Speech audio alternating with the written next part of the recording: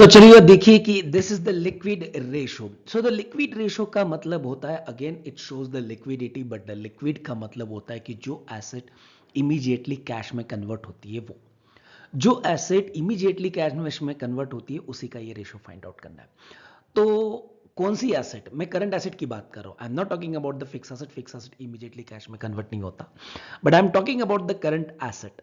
तो current asset में ऐसी कौन सी होती है, तो यहां पे देखिए पहले फॉर्मूला देखते हैं कि लिक्विड रेशो होता क्या है। करेक्ट, तो liquid ratio is equal to the liquid assets upon the liquid liabilities. It is also called as the quick ratio. Quick assets upon quick liabilities.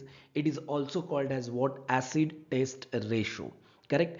So acid test ratio का मतलब क्या होता है कि जो मेरी एसेट्स है कि जो आज इमीडिएटली वो पैसे आएंगे और मैं इमीडिएटली उसको पे कर सकता हूं मेरी ऑब्लिगेशंस को।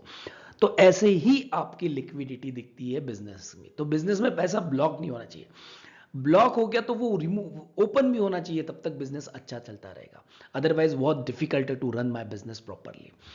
तो क्विक एसेट आता कहां से, मतलब ये लिक्विड एसेट और क्विक एसेट्स आते कहां पे।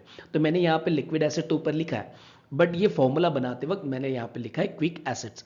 तो फॉरगेट अबाउट, क्विक एसेट और लिक्विड एसेट एक ही है।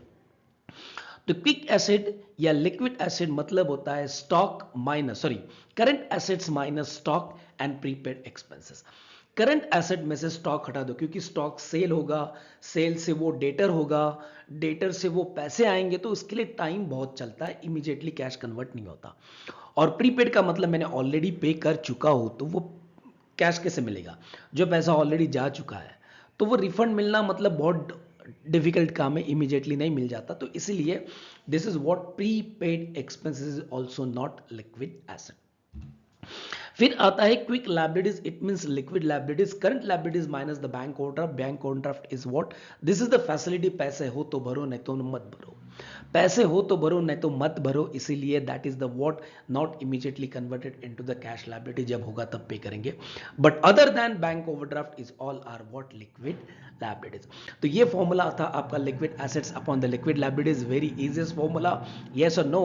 तो अगले वीडियो में will see the next formula that is called as what? डेब्ट equity ratio, that is the capital structure ratio. Correct? So we'll see in the next video.